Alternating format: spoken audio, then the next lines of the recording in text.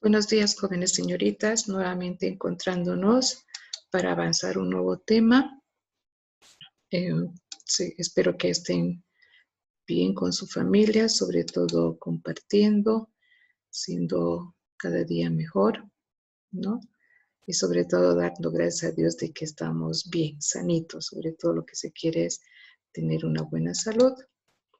Y la celebración de Todos Santos, espero que la hayan pasado bien en familia. Recordando a sus seres queridos que ya no están, pero pidiendo sobre todo que nos iluminen, que nos cuiden y mantenernos realmente en familia y todos juntos, ¿no? Bueno, ustedes que son de cuarto, vamos a hacer el tema es en qué consiste la deconstrucción y reconstrucción de la identidad religiosa. Entonces, para esto vamos a empezar. ¿Cuál es el objetivo de la deconstrucción? La deconstrucción no es destruir la composición, sino cambiar la estructura, o sea, cambiar de diferente manera cuál es la función que tenemos de esa estructura, ¿sí? El deconstruccionismo intenta mostrar mediante el análisis que es imposible obturar. O sea, es mediante el análisis que tú haces, a veces es un texto que tú lees, no le puedes dar un sentido único. ¿No? Es como la Biblia, tenemos que saberla interpretar, con qué quiere decir una parte, un texto o un versículo, qué nos quiere decir. A veces tenemos que volvernos a poner en el tiempo de antes, por qué ha dicho eso, a qué se refería y cómo en la actualidad podríamos nosotros entenderla ahora, ¿sí? Entonces, ningún pensamiento puede transmitirse de forma pura. O sea, sabemos que inclusive cuando se han escrito los, uh, los evangelios o la misma Biblia, no estaba al pie de la letra, como decía, no había en ese tiempo cuando Jesús enseñaba, no había alguien que estaba como un periodista o un escribano, digamos, que haya estado pues escribiendo todo lo que es, sino a un principio esto ha ido de generación en generación y de forma oral, ¿no? Entonces, a veces las interpretaciones o lo que se ha querido decir no se han podido poner bien, ¿no? En este caso, la labor de la deconstrucción es derribar de su pedestal las imágenes falsas de Dios que tenemos. O sea, a veces, por ejemplo, en el Antiguo Testamento teníamos la imagen de un Dios que castigaba, un Dios que era severo, ¿no? Y todo esto que habíamos formado en la mente humana. Yo todavía recuerdo que cuando éramos niños nos decían, no hagas esto porque Dios te va a castigar. Si tú no, mientes, Dios te va a castigar. Si tú señalas con tu dedo el arco iris, por ejemplo, tu dedo se te va a caer. Entonces, eran muy fuertes antes lo que te decía. En cambio, ahora tú le dices, se te ríe, ¿no? Un niño, ¿cómo pues? ¿No? Entonces, a veces tenemos que empezar a ver que ese Dios que después que haciendo estudios, viendo todo y cómo ha ido adelantando todo en el avance de la tecnología, de poder leer y todo eso, entonces hemos visto de que efectivamente no es que Jesús, por ejemplo, nos muestra a un Dios amoroso, a un Dios que tiene misericordia, a un Dios que te perdona, que te ha hecho libre, pero que tú puedes, has cometido algún error, pero tú puedes volver a Él arrepintiéndote. Entonces Él te va a aceptar, ¿no? Te va a aceptar en el sentido de que te va a perdonar. Es cuando Jesús pone la parábola del hijo pródigo.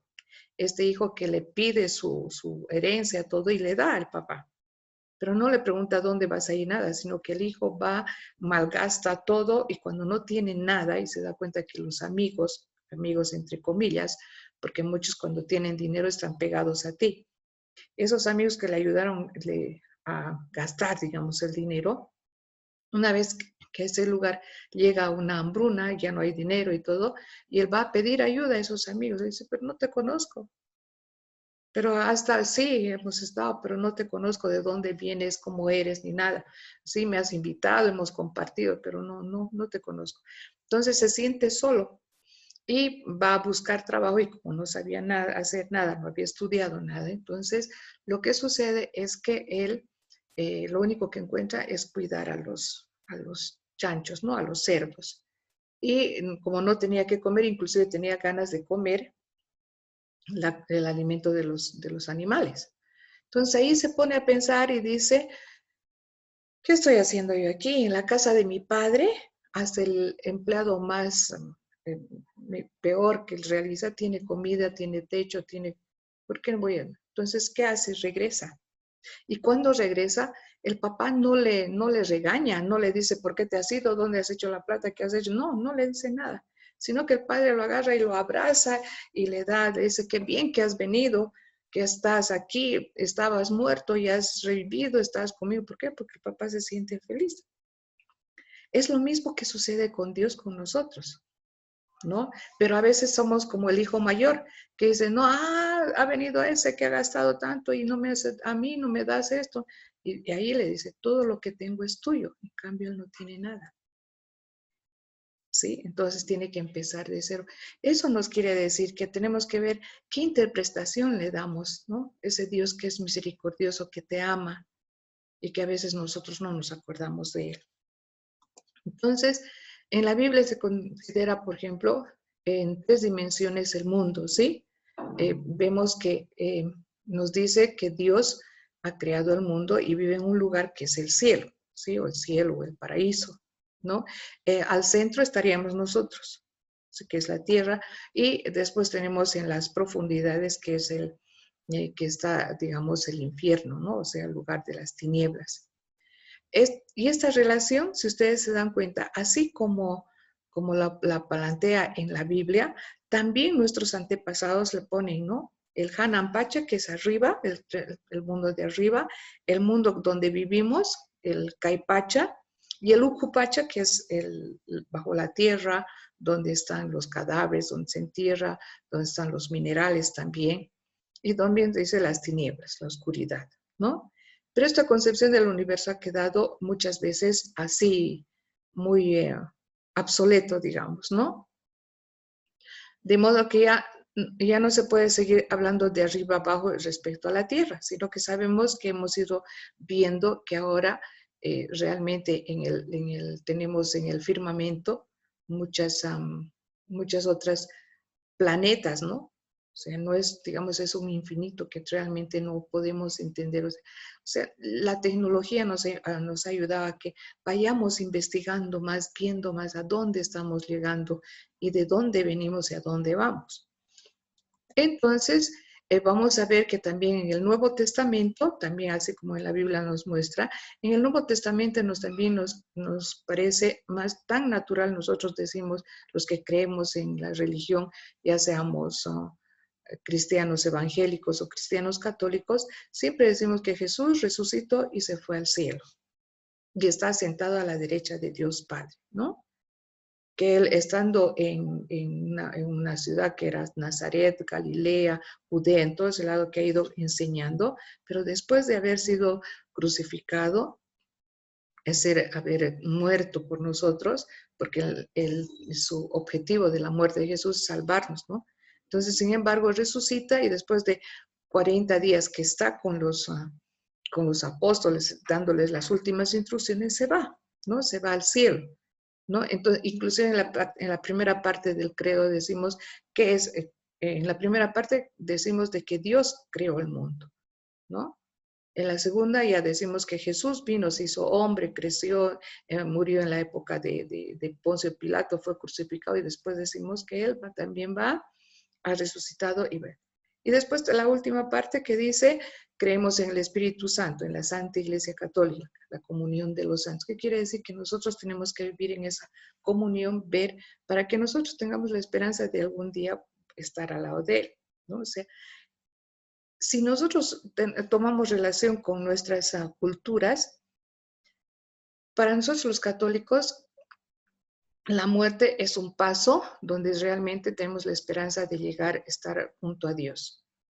Para nuestros antepasados es un paso que van a ir a otro mundo de repente donde ellos van a continuar, por eso que les ponen todas sus cosas para cuando se mueren, ¿no? Sus implementos de trabajo, ropa, comida. Es lo que hemos hecho en estos dos santos, que hemos esperado que vengan las almas. Es como decir, Dios ha abierto las puertas para que vayan a visitar a sus seres queridos. ¿no? Y vienen, nos han visitado, han estado con nosotros 24 horas, ¿sí? Ellos han venido no solamente a alimentarse, no más que todo para ver si realmente como familia estamos yendo bien, si la producción estamos continuando. Esa es en la relación con en nuestra cultura. Y nosotros hemos quedado con eso, ¿no? Y de que ellos vienen de visita para vernos cómo estamos. Y tenemos que darnos cuenta que Dios ha creado todo, ¿no? Y antes de la creación se dice que no existía nada, excepto Dios mismo.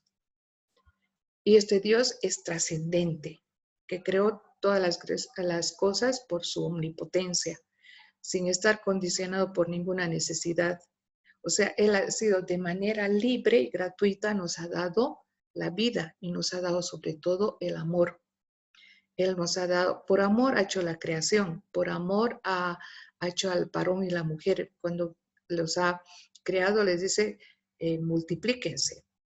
Y fuera de eso, ahí tienen toda la tierra, cuídenla, ¿no? Entonces nos da la posibilidad que nosotros tengamos que cuidar, tenemos que ver. Entonces, esto que a veces nosotros nos hemos quedado un poco pensar, ¿será, no será? Estamos en una época en la que, ¿será que Dios existe? A veces, ¿no? Nos quedamos muchos a veces con eso. Y ahí, sin embargo, Dios nos dice, sí, yo estoy con ustedes cada día.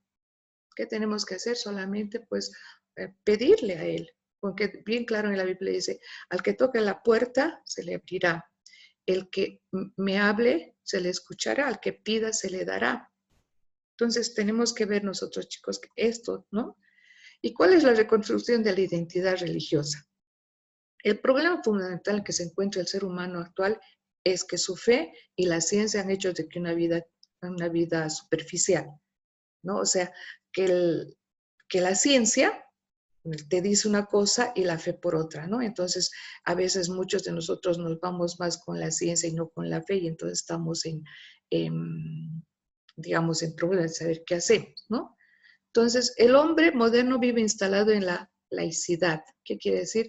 Que puede tener, muchos dicen, puedo llegar ante Dios de cualquier manera, o yo me puedo creer en lo que yo realmente ponga mi fe, ¿no?